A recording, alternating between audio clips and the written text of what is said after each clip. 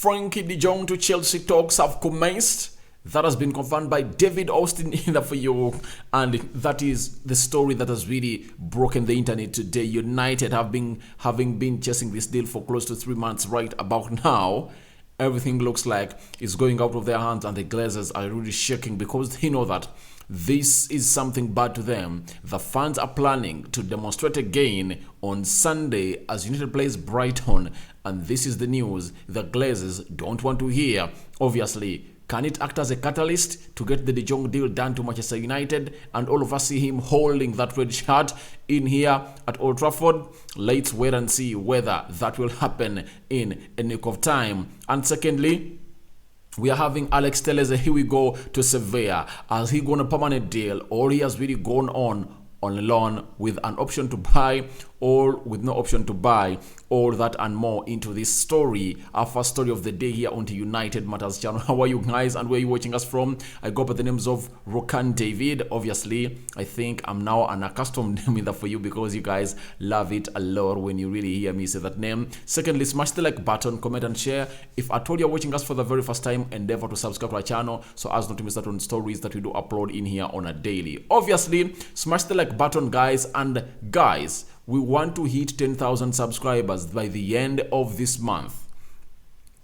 By the end of this month, our target is to hit 10,000 subscribers. So, guys, subscribe to this channel and let us really see ourselves really going to that promised land of 10,000 subscribers. I know, they say that even a journey of 1,000 miles begins with one step in the so these are baby steps that we are taking, but trust me, one day one time we'll be here with close to 1 million subscribers on this channel, and you guys will be saying, oh, I was here when Rokani was really telling us to subscribe and we'll hit 10,000 subscribers. Obviously, history will really be made, and who is going to make that history? It's you guys who are really watching me. And let's get into this story as you guys subscribe and smash the like button in the face. So today morning, David Austin came out with this tweet that Chelsea in talks with Barcelona for Frenkie de Jong plus hope to strike the deal in there for you. So this is something that is going to worry us. I'm worried this time about this deal because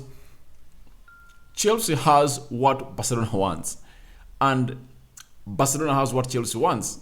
And what is so much threatening about this deal is simple, that Azpilicueta and Marcos Alonso have already agreed personal terms to join Chelsea. You know that very well. Then Frenkie de Jong is wanted out by a side which goes by the names of Barcelona. Obviously, if you don't get shaken a little bit, I won't say that De Jong is going to come to Manchester United. I still believe he's going to come, but I'm shaken a little bit. Reason being, logic has really gone into my mind and blown my mind. I said, oh, what a hell is this? You get? So, David Austin is really so much great on really breaking stories, and he has broken very many stories this season, and most of them have happened, though most of them have not happened in their free. He talked about Kyle Walker-Peters to Arsenal. It has not yet materialized. He talked about Dumfries, that Chelsea are really in talks and are interested in him. And now I heard Fabrizio telling us that Chelsea are in for Kyle Walker-Peters. So, as I also came out and said on my other channel that Chelsea cannot go in and really bring in an elite right back, according to me, like Dumfries, because he obviously puts the Englishman on the bench. Something I really believe that is harming to their brand, because you must be having some English players if you want to be really a very famous club in England. And he has been so much okay and on point when he really broke out a story that Tony Boyle met with Ronaldo, Cristiano Ronaldo's agent, and they discussed on Ronaldo's possible option to join Chelsea. You know that very well. It was really proven right. He broke a story about very many other players. Here he goes this season, and very many others. You get? So, I don't really take this lightly, and I don't take it with a pinch of salt. I really take it strong that Chelsea are in need of this player. Obviously, when you look at their midfield options, there's so much many, but they don't have a player like Frenkie de Jong. That's why I told you that Frenkie de Jong can start in every team. in every team. And if at all we pursue him at Manchester United, it will be really a very good signing. That's why Ten Hag is saying he's my A, B, C, and D plans. You get? Though yesterday news came out that we are really looking in for Renato Sanchez or Ruben Neves if at all this deal doesn't come in through, and Ben Jacobs told us that Leicester is expecting a bid from United as far as Tielemans is concerned. So 100% I really believe that it might not happen, but you shouldn't take this story for granted. Reason being, Chelsea are in the Champions League. Secondly, they're having two players that Barcelona are wanting. The only security that we have in this deal is Erik ten Hag. And that's where I'm still clinging and hinging my hopes on. That's it. It looks like United went into this deal knowing that it's going to take all this time, and De Jong has already confirmed to Manchester United privately with his agent that, please, I'm coming through Erik ten Hag. And us not really going out and being linked to other central midfielders really confirms to me that we are on it, and Chelsea is not going to win this battle.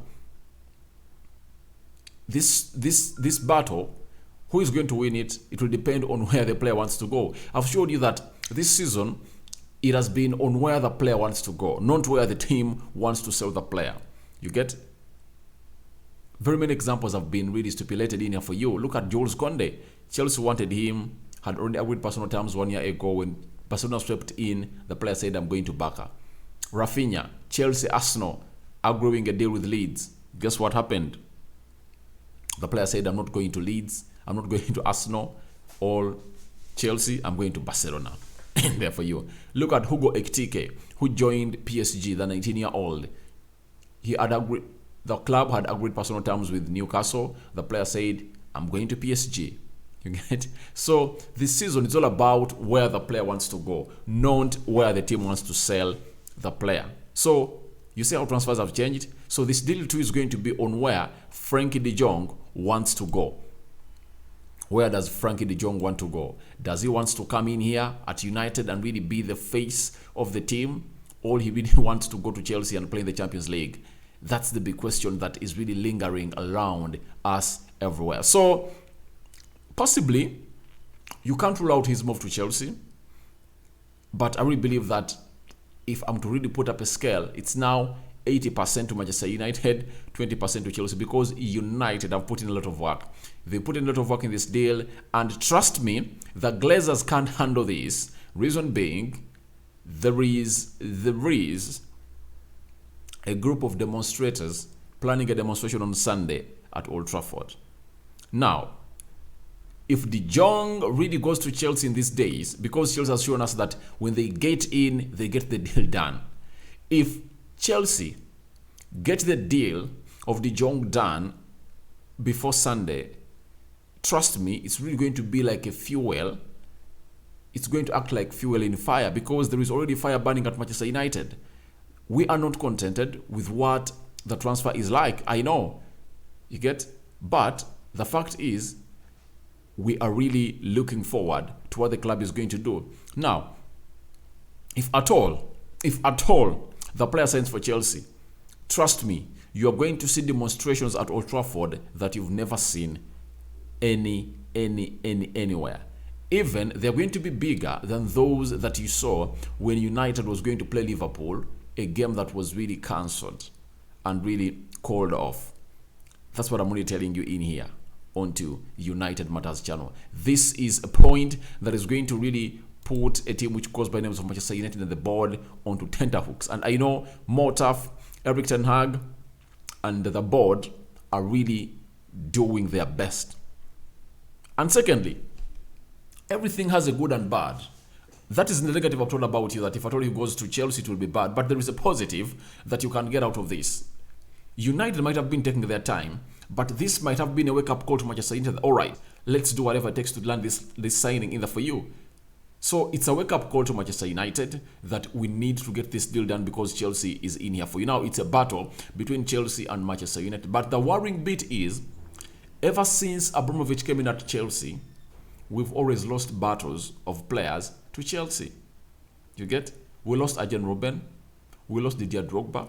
We lost Michael Essien. We lost Fabregas. We lost Obi Mikel. Close to 6-7 players have been lost to Chelsea ever since the Abramovich era started. So you 100% believe that it's really a threat from Chelsea, but I really believe that we can go and really get this done. But it's a double sword. Yes, it pierces both sides. You get? So the Glazers know that if this deal goes out of their hands, they are really going to see themselves buggled up.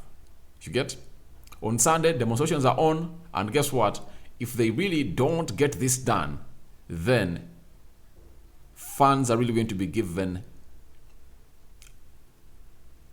an excuse of really giving in here to demonstrate something the Glazers don't want. Because last time when they demonstrated against Liverpool, United lost a kit deal like that training sponsor, La Training Jerseys. You see, we have now Tezos, but United really got a very good deal in Manchester, but it was really off. Reason being, the fans demonstrated. So, another story coming in from the Athletic that is so much worrying about this Frenkie de Jong deal. They are telling us that de Jong would prefer to live in London if he is to be forced out of Barcelona. This is at the Athletic. They are really telling us that even David Austin coming from the Athletic. So it shows you that there must be something into this deal of Frenkie de Jong in the foyer. But all this have been said. But as I've always told you that the end justifies the means. I'm keeping my rant. Guys, I'm keeping my rant. The only way I'm going to rant is when Frenkie de Jong goes to Chelsea. I'm going to come here and rant. Don't miss. Let's wait and see. But I really want to see Frenkie de Jong join Manchester United. And I really believe that we are a step further than Chelsea. But my worry of Chelsea is that they are desperate to do anything. You get? They can do anything. They can even tell Barcelona, we're giving you those players for free and giving you 80 million euros. You get? Get the money. Get the money that you're going to pay. Get the money that you're going to pay to us to land the signing of Azpilicueta and Marcos Alonso. Obviously, it sums to close to 17 million euros. Pay it to Frenkie de Jong, and then we are getting you 80 million euros. They can do that. Chelsea is desperate. It's desperate because they're already landing in central defenders and fullbacks, and now they are going in for Frenkie de Jong because they believe that he's an integral player and he's so much proven in their foot. Now, Jacobs Ben has told us that Barcelona want around 80 million euros for Frenkie de Jong, having previously agreed a slightly higher 85 million euros with Manchester United. Chelsea are now in direct talks. De Jong has been consistent that he wants to stay, but refused a pay cut. He is more open to a Stamford Bridge than Old Trafford. So when you look at the stories coming in through, they're really showing us that Frenkie de Jong is more wanting to go to Stamford Bridge. No way. I don't believe in such stories, guys. I really believe that if I told there are very many teams that he was wanting to go to, we would have already told the board that, all right, if Chelsea comes in, I'm going.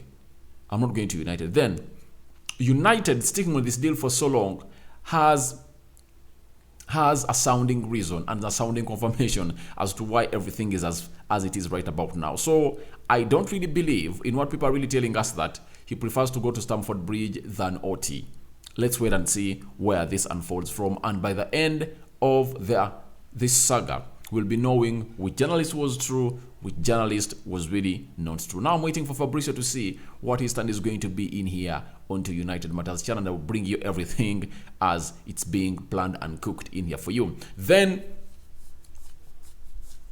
let's really leave this Frenkie de Jong story in there for you because it's really having lots of differing information from different journalists in there for you. But the fact is, Chelsea are in for this player. That's it. Don't take it for granted. Chelsea are in for this player.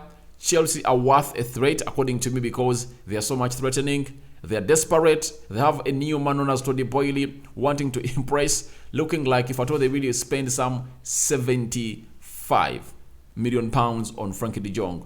Looks like they're really going to go on a spending spree of close to 300 million pounds. A very big question left, that how can Chelsea, a club that is not as rich as Manchester United, spend 300 million pounds and United can't? Someone asked me, how are they going to spend 300 million pounds? Obviously, they've already spent 34 on Koulibaly. They spent close to 50 on Raheem Sterling. That is almost 100 million pounds. They're going to spend 80 million pounds on a player who goes by the names of Fafana.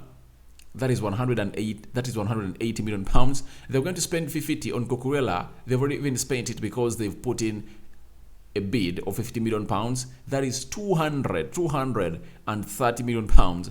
If at all they stretch to go in and bring in a player who goes by Frenkie de Jong at 75, that is 300 million pounds net. A question being left to ask the fans of United, that why don't the Glazers get us the money and really get us the players? If they bring Frenkie de Jong, but we want to see us going hard into the market and bringing in signings that Erik ten Hag is wanting. And after Chelsea spending all that, no one will come here and tell me something about Anthony that we shouldn't spend 70 million pounds. No way. If it means to spend 70 to bring in Anthony and get De Jong and get Erik ten Hag what he wants, we should be doing that. So good gesture by Chelsea, and I really believe that we can come in there and outcompete them. And this is what is really exposing the Glazers in the foyer, that a new man has come in at Chelsea, spending 300 million pounds. That is what we want at Manchester United, guys.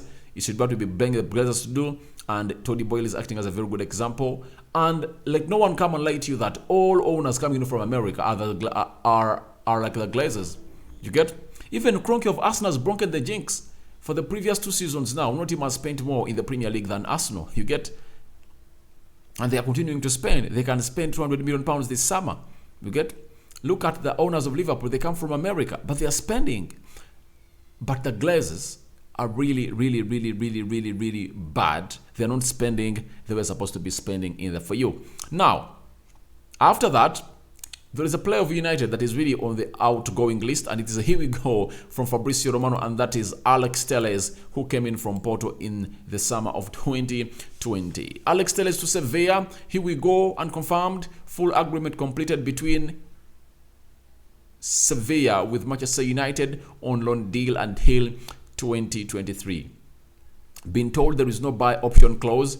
Contracts being prepared in order to be signed this week. Source Fabrizio Romano. So guys, my worry about this deal is simple.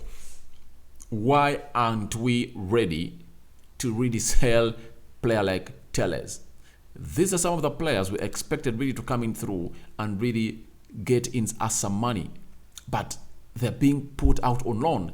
Good to see players going out, but Telles has no future at Manchester United as it stands, because Luke Shaw and Tyrell Malacia are really good defensively. Going forward is better than them, but he can't balance the two. But these ones really balance the two very well. And Tyrell Malacia, as I've always told you, I've always tipped him to go in and really take that left back position from Shaw, and I know it's going to happen either for you. So Telles moving to Sevilla would have been very much okay for me, and I would have appreciated it a lot. But the problem is, he has gone on a loan. We need money out of this player.